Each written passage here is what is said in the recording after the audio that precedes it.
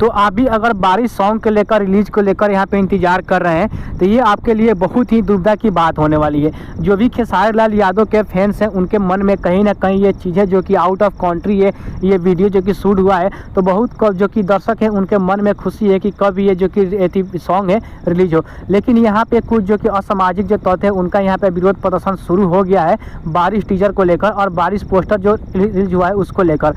तो आप भी अगर यहाँ पे खेसारी लाल यादव के फैंस हैं तो कमेंट में जरूर बताएं और वीडियो को लाइक करें, उससे खेसारी लाल यादव का मनोबल भी बढ़ेगा।